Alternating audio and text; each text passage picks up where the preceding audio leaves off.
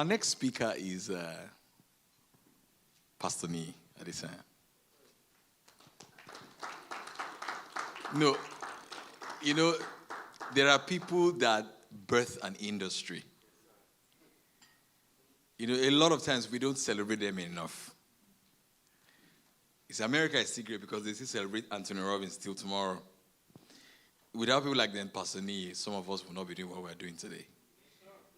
In Nelson Mandela's speech, when he became president of South Africa, he said that, do you not know that when you are liberated, you liberate others? That because you pursued your dreams, you have given other people the permission to pursue their own dreams. So, but a lot of people are good at public speaking today because Pastor Niyi started a revolution. It's just that we don't celebrate our own. That's the problem. We throw stones at them. Can we celebrate Pastor Niyi? Another reason is because there are a lot of young people today in Nigeria that live off talking with their mouth. I am one of them. Like totally and completely. Bought houses with our mouth. Yes.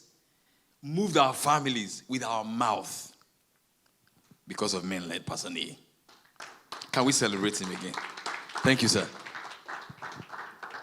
Okay, Pofo, stay. In case you don't know, this young man, when it comes to sales training in Africa, if he's not number one, he will be top 10. He has revolutionized the sales of most of my proteges and clients. And those guys are doing crazy figures in Nigeria. You're based here right now, so you guys can get his number, get him into your offices, and if you need to sell something, Pofo is the answer. Thank you so much, Pofo. Now, also, let me say a big thank you to Dotun and Fumi. Thank you. Congratulations on your graduation. I'm so excited and happy that for you. Dotun, thank you for putting this together. Thank you. Thank you. And I'm sure you guys have registered and you have written the checks. And don't worry, Dotun is a trusted person. And one of the things that I like about him is when you have somebody that cannot be held accountable, that is a red flag. If Dotun messes up by chance, his father would never allow him to do that. I met his dad, and then he's a man of integrity. And I'm sure there is an home training that had gone with that. And then Dotun is somebody that you can do business with. He keeps his words. He's a man of, he's a lineage of integrity. I mean, met his dad, I know his brother, and I know what they go through to make sure that they keep their words. So Dotun, thank you for following in the footsteps of your dad. Thank you for being a correct and a sincere man. And then Dotun will never see 6 and then call it, I'll call it, sometimes you can call 6, you can call 6 half a dozen. It's still the same thing. But there's a way you can manipulate your way out of that. Half a dozen and 6. And if you're not careful, if you're listening to half a dozen, although they sound similar, but when you deal with people who are very, very smart and intelligent, they can swing around half a dozen and 6 and then confuse you. And you say, no, you said 6. No, I said half a dozen. So what's the difference? That means half a dozen is half of, that means it's half of 12. We're telling you about something 12, and they go 12. Say, no, I didn't hear 12. No, you heard 12 because I say half a dozen. Half a dozen means 12. Before you know what's happening, you're already confused. So 6 is 6. Half a dozen is half a dozen when it comes to Dotun. Thank you so much. And then for all of us who came, please also thank you. Came here with my friends. Well, I won't say I came here with preacher because he said he's the host. I'm the guest now. So, thank you. Where's Kayode? He stepped out. That's our Laureate B in London. Whenever I come to London, he always takes care of me. And also Victor. Victor has also jackpot to UK. I would have loved to do that, but I'm too lazy to live in your country. I'm too lazy. I'm too damn lazy to live in this country. You know, when you have to do everything yourself, I will pass out. I will pass out. So my prayer is always that our politicians should not even scatter Nigeria. Don't worry, just keep it the way it is. We will survive, we will prosper in there. And whenever I come to this country, I always tell people back home that if they give you 10 pounds, you better appreciate it. Because I know what these people go through. I mean, especially, you people will say that it's not cold out there. You see, I mean, it's not cold. Not for a Nigerian boy like me. I had to deck up and brought a lot of jacket and everything just for me to come out of my room today to be here. So you guys are doing a really marvelous job. Keep your country, enjoy your country, and may the Lord prosper you here in Jesus' name. So thank you. Quickly, this is what I would do. You know, and I think Dr. has given us that opportunity right now. I wasn't here when the prince was speaking, but one thing about conferences like this is that you need to understand that there's something we call the return on investment on knowledge. And the return on investment of knowledge is actually calculated with based on these different ratios. Knowledge assimilation is only 10%. So if you came in here and then you heard what Dotun said and what the prince said and what Niyi will say, now we've only done 10%. Now 40% ROI on knowledge is actually the application of the knowledge.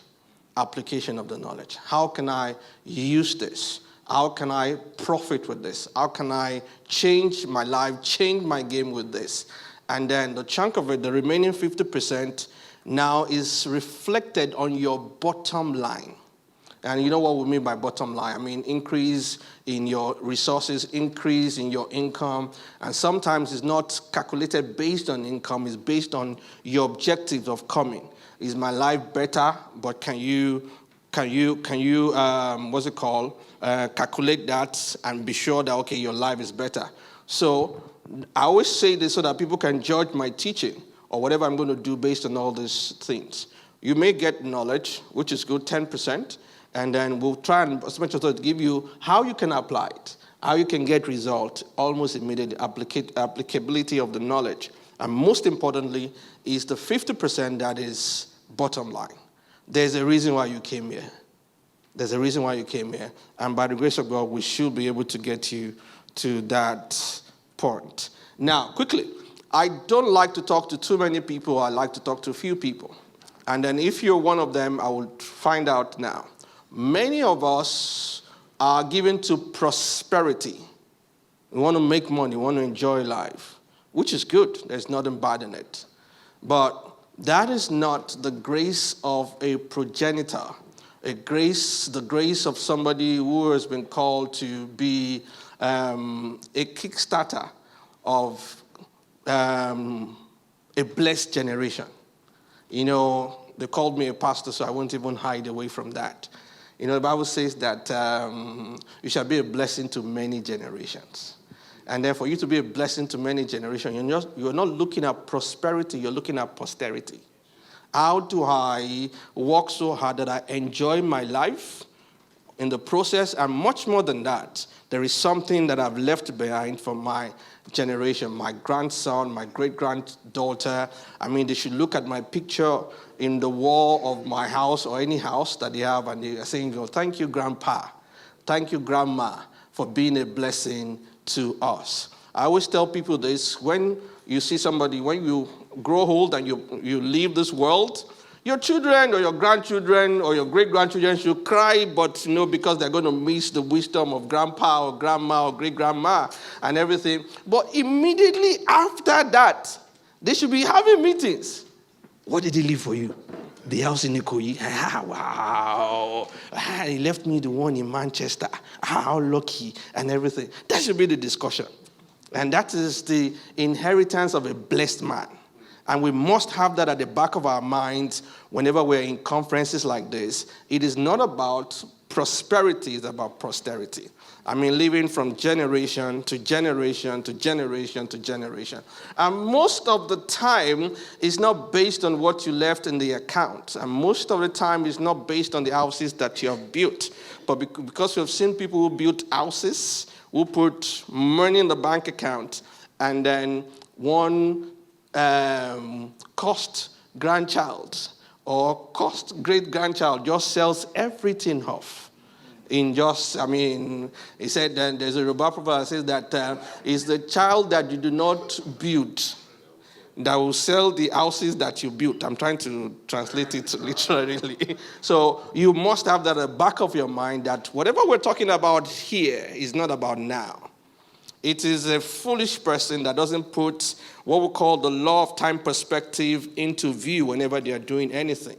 What I'm doing today, how will it affect me in 15 years? How will it affect me in 50 years? How will it affect me in 100 years?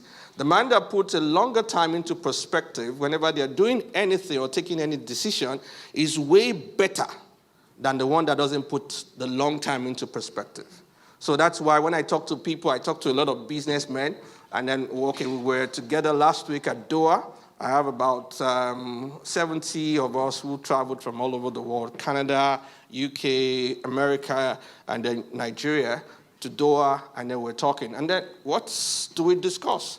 How to build a sustainable business, a centennial business that will last 100 years. What do we need to do? How do we need to go about it? So we dragged one of our speakers who is a second-generation CEO, and that's Febi Daosa, to come and tell us, what did your dad teach you? Why have you been able to sustain this legacy that he has left behind? And that's the way we should be thinking whenever we're doing anything. And as I go on in my slide, I guess I will show some few things that will let you know that what Dotun has presented to us is a viable vehicle to sustain. Let me change your slides. You can just... Don't worry, I'm okay. I will change it. Don't worry. You want me to move around? Yes. Don't worry, I'm in the UK. It's conservative community. We're conservative. You know, when you're in the UK, you have to be very conservative. I understand this. Don't worry. But if you're in America right now, I have to be jumping around like Tony Robbins. Anyway, but get this straight. It is not just about you.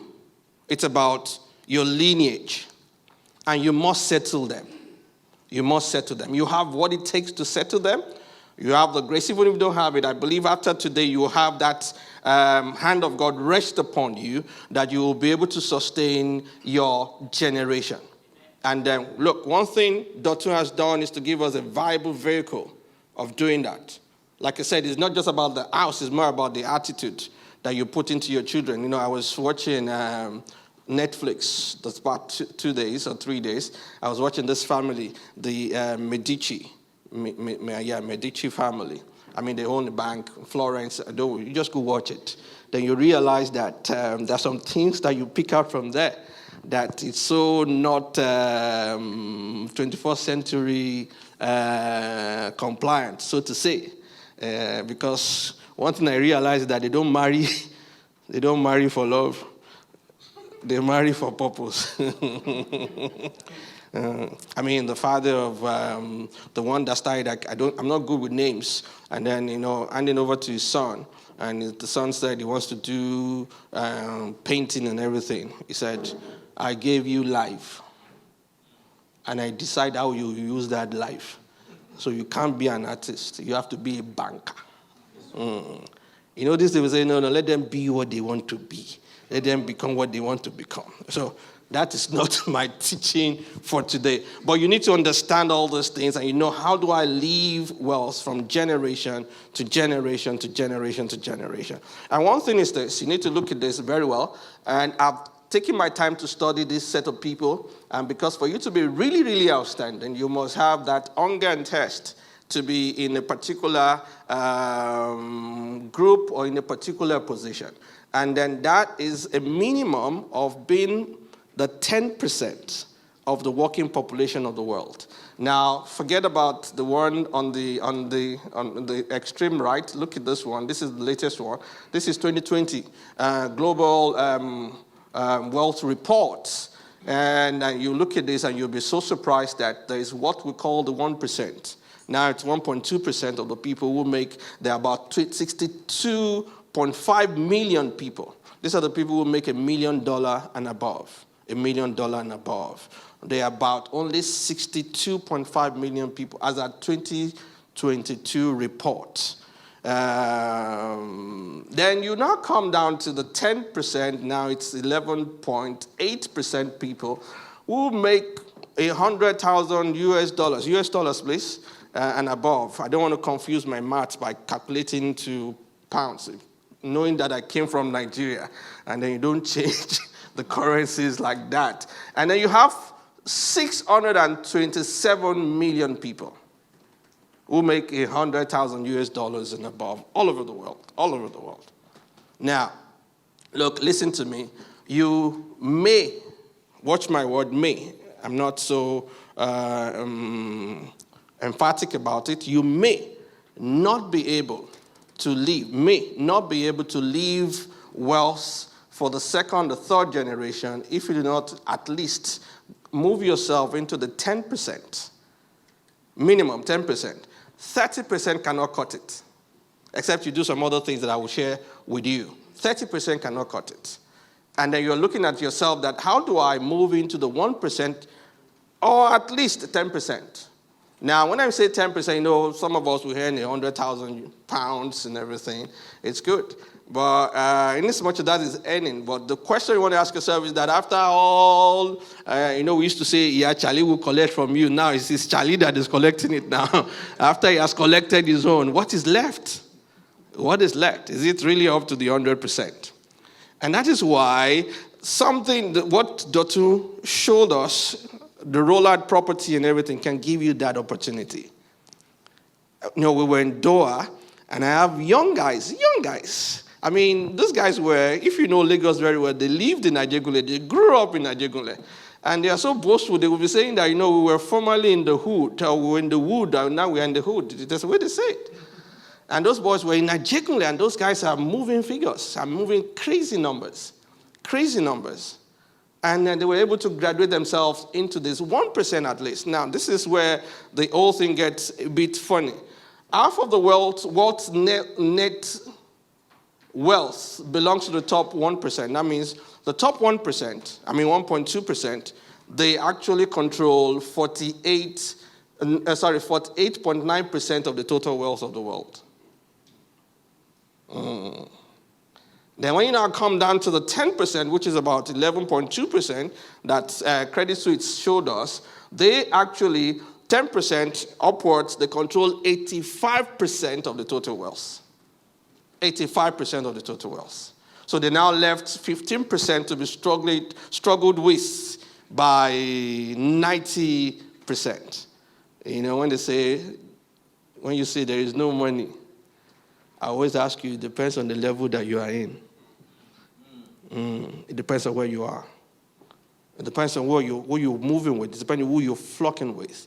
It depends on the group of people, the community that you belong to. Because there is serious wealth.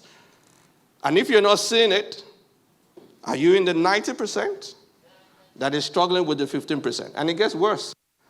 30% upwards control 97% of the total wealth. So 70% of the people actually are struggling with 3% of the total wealth.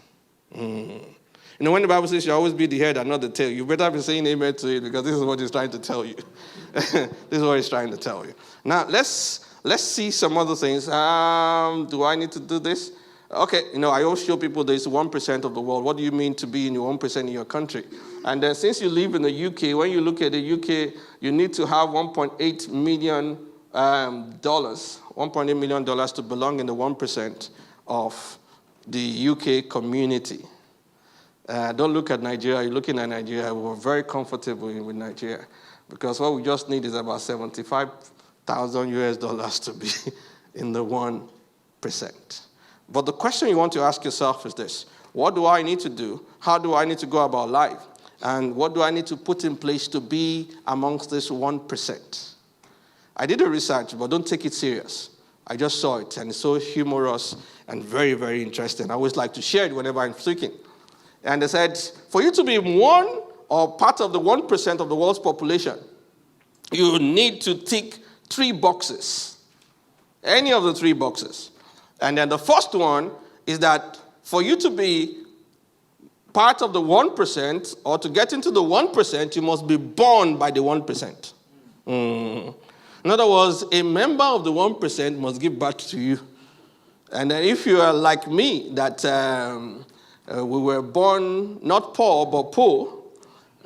Poor means that we were so poor that we could only afford the P-O, the other O-R, that makes up the spelling, we couldn't afford it. We were so poor that poor people called us poor. Okay, you guys don't understand. Let me move on. You don't even understand. I mean, you're in the poor neighborhood, the very, very poor neighborhood. And the people in the neighborhood are not looking at you and say, yeah, these people poor. And that is actually our story. And we're so poor that poor people called us poor. So when I saw that, I couldn't tick that. So I quickly moved into the second box to see whether there is hope here. And then when I saw the second one, it's like if you are not born into by the 1%, then you should marry from the 1%. And where are my young ladies? Where are the girls? They're outside, eh? No. The girls. Outside there. But you know that wealth is not sexually transmitted. I didn't dare to clear the room so that I can say that. So you need to be married into it. And if you're already wearing a ring, I'm not advising you to change your mind. You just need to intensify your prayers. And then for those of us who are not wearing a ring right now, you have to be strategic about it. Somebody said, don't marry for love. Yeah, I agree. But don't marry for money. Marry for love. I agree. But one thing I would advise you to do, but don't take me too seriously, is that go to where money is and marry for love. Go to where money is and marry for love. Because somehow I can change the game for you. And then when you look at the Medici and all those movies and everything, they are very, very strategic when it comes to the people that they get married to. But if you're already married, there may be no hope right now, because I would not advise you to go through the pain and the emotional trauma of divorce. And you may even divorce, and then because you see that somebody has somebody's grass or field is greener from the outside, when you not get there, you not realize, my turn, Lily, man. So you cannot try that if you're here. So the third one is quite comforting, and also I couldn't take the first, the second, and then I quickly went to the third one. Hopefully, I would qualify. Then the third one says that for you to break into the 1%, you must attend an Ivy League school. So that is Oxford, Cambridge. Which other one is here? London Business School, whatever it is, and then Princeton, Harvard, and everything. But if it's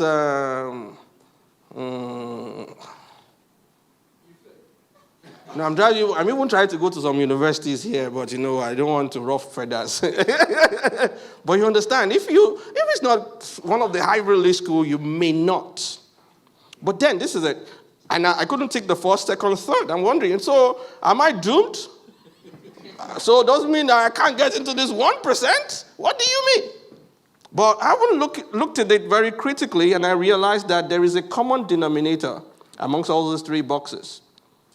Sometimes you can read something and there's some things that are not written in between those lines. If you can meditate very well, you realize what they are talking about. Because it's not everybody that is born into the 1% that became 1%.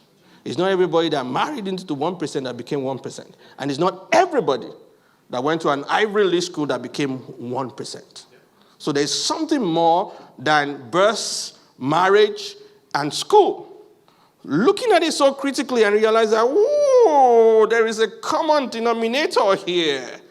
And the common denominator is relationship. Relationship.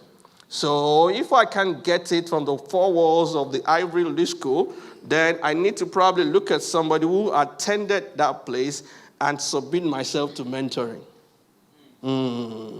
Because there's formal education, there's informal education.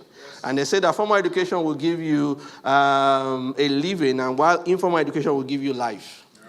There are two different ways of learning. You know, you learn through scholarship, internship, apprenticeship, mentorship.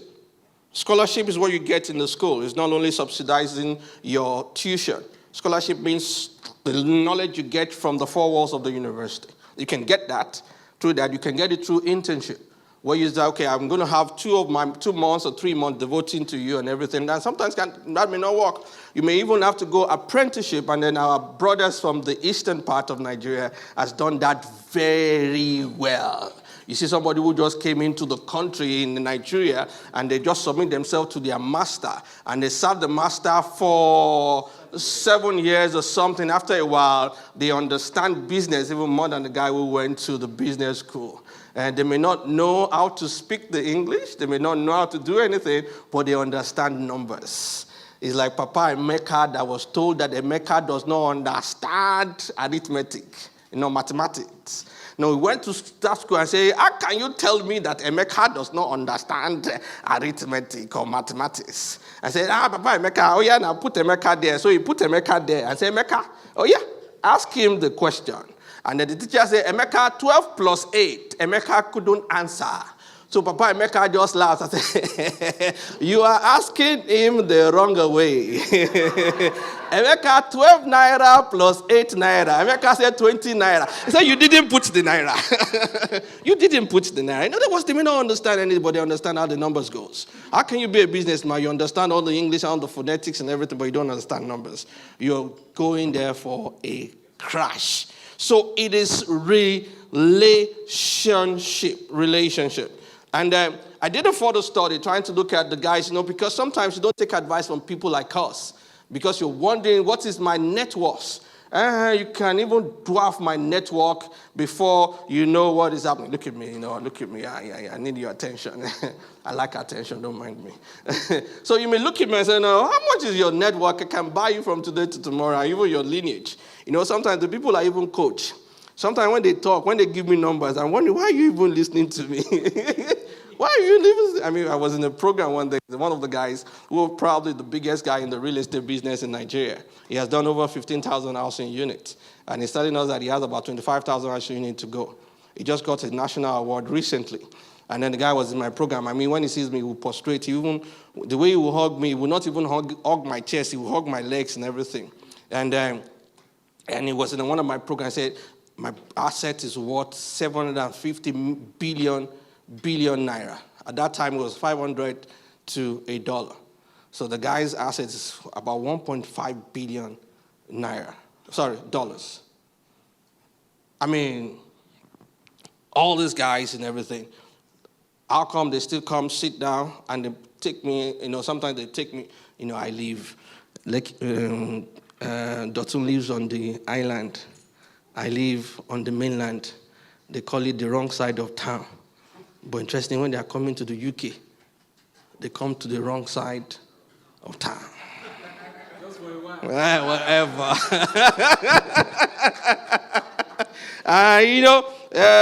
Whenever they want to move me to the island because they don't want to cross that bridge. I don't know the problem with that bridge with them.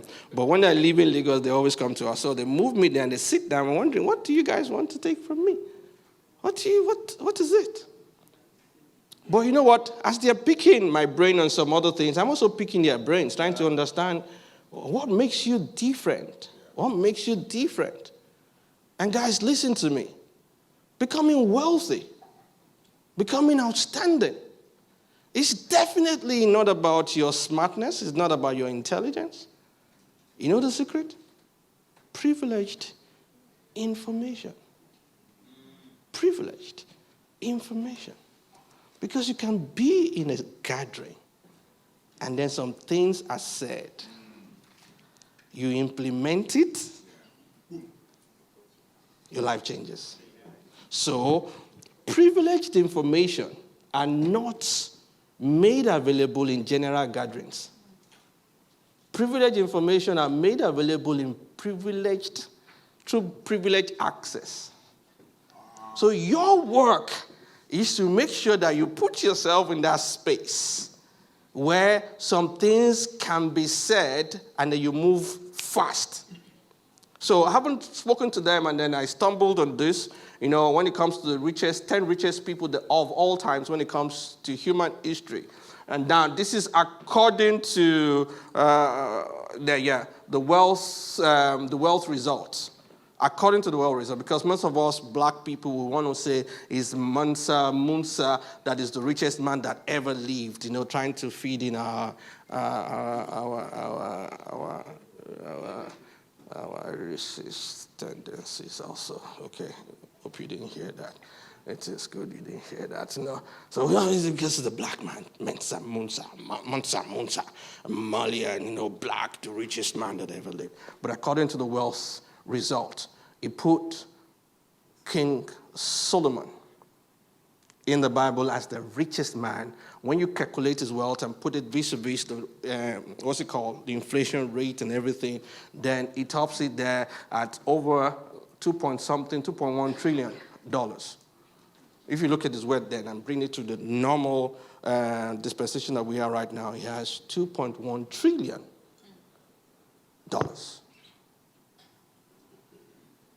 And this guy called Solomon now gave us one of the best advice that you can ever get, which is the secret to wealth creation, wealth sustainability. And this is his advice. He said, I observed something else under the sun. The fastest runner does not always win the race. The strongest warrior does not always win the battle. That's kind of destroying our motivational teachings that we've had for a long time. It's all about speed. But he said, fastest runner doesn't always win. The strongest warrior does not always win the battle. The wise sometimes go hungry. It's not about school that we went to sometimes. And then he said, and the skillful are not necessarily wealthy. And those who are educated don't always lead a successful lives. Then he landed on what we've been discussing. He said, it is all decided by chance, by being in the right place at the right time. Right place, right time, with the right set of people. That is the joker. Ask any rich man, ask any wealthy man.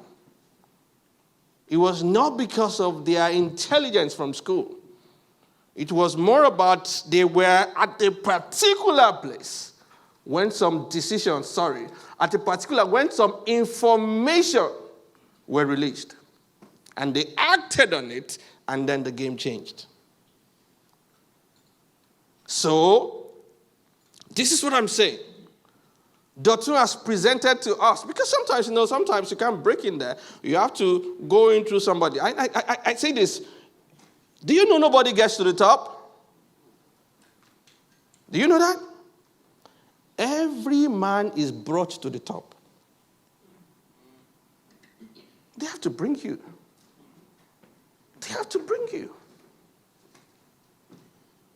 We were in Doha, and then we had Agu Iruku speaking. And he was telling us how he got the prince to come to his church, then the king, the present king right now.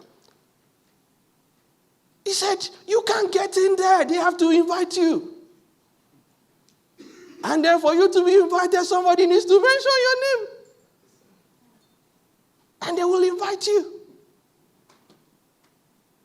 That is the secret to wealth. Everyone who wants to build it are doing a whole lot to make sure that they gain that access through mentorship, through relationship, and then getting in there, you must know what to do. We don't have the time to teach all that now. The language of the 1%, what you have to do, how you want to prepare yourself. Let me just drop this. The language of the 1%, they don't beg. Yeah, and they don't ask for favors. You only ask for favors when you have done favors. And you tell them, you hold me one, They say, yeah, I hold you one. And then when you now come, like John Wick, you now bring out your Madelia. You don't ask for favors. So before we finish Doha, Agu Iroku now started opening the doors, probably to the wealth of UK, to us. And said, next year, I will make sure that I bring 2 speakers for you. One of them is Ken Costa. So looking forward to it. Have I met Ken Costa? No. Will I go to meet him? Yes. And so I'm preparing for next year. That is an entrance into the 1% market in UK. Yes, sir. So I'm going to give it everything I have. So myself and Paul were talking out there. I was supposed to have a program in the UK, Manchester and London. I said, I'm putting off France. I'm putting off.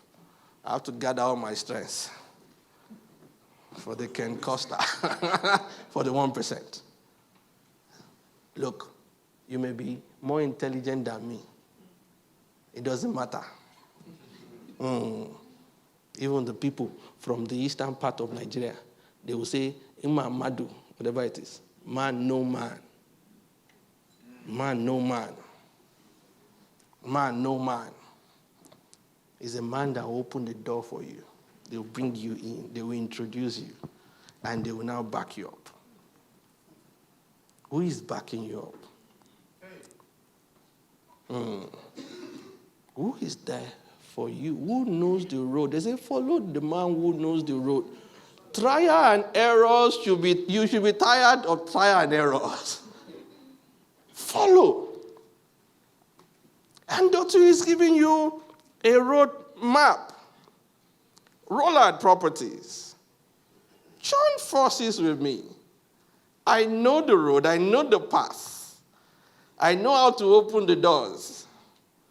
I know where the 1% meets. I know how they discuss. And I know what they are looking for. What else are you looking for? If not to sign up immediately and then join the team. The race is not to the swift. The battle is not to the strong. It is not that they say breakthrough is not from abroad. It's from above. You must understand these things. When you understand these things, it makes life easier. When I come into the UK, I'm coming to ignite relationships. I came into UK because of Dotun. I was supposed to go back from Doha. He twisted me. He has my mumu button. He brought me here. Why not? I will be here. But I'm going to take advantage of being here and ambush 2 guys in my life. I'm seeing them tomorrow. I'm giving their wives flowers. So that the next time, the husband says, I'm going to Doha with Niyi. He said, go quickly. Go quickly. Now we need to understand this thing. We may be laughing about it, but this is the secret to wealth and sustainable wealth. Because there are some things that you will hear when you're in the right place at the right time, with the right set of people.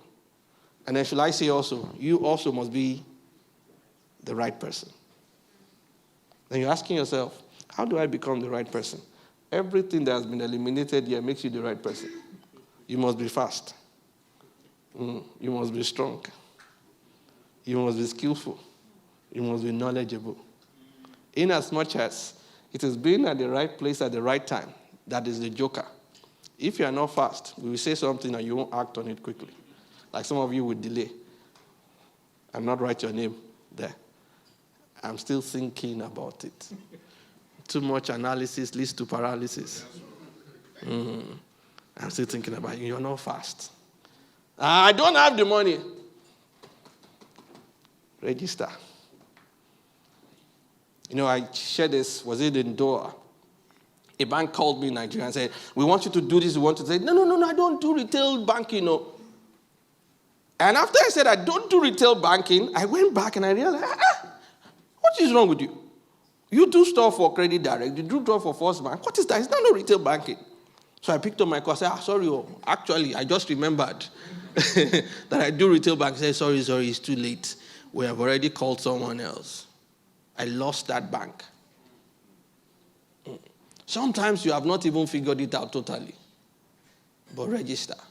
Tell yourself, I want to be part of this. Because it's a pass. Sorry, did I say part? Probably, yeah. Not a parcel. Probably the pass to a prosperous life. I think, how much time do I have left? You didn't tell me. I think I can stop now. Look, let me just look at this. The industry that has produced the most millionaires in dollars.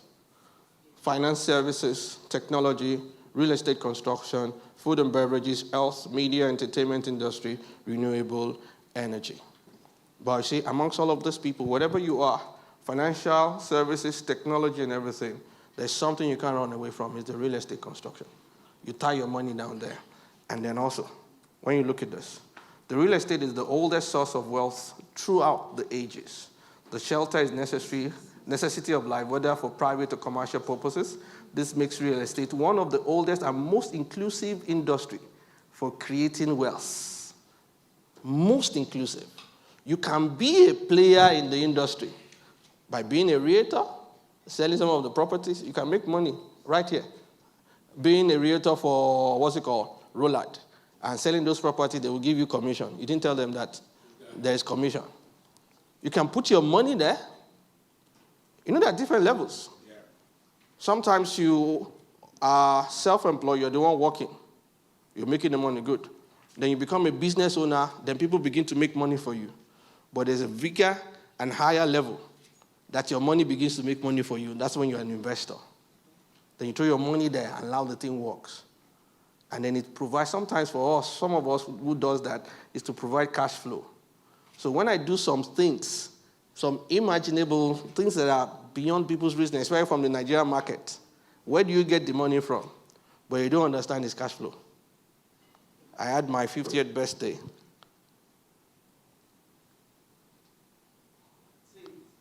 No, I just realized I've told you guys my age without saying. And, for me, it was a big one. It was a big one. People said, how did you do it? What did you do? You was paying money. I said, no.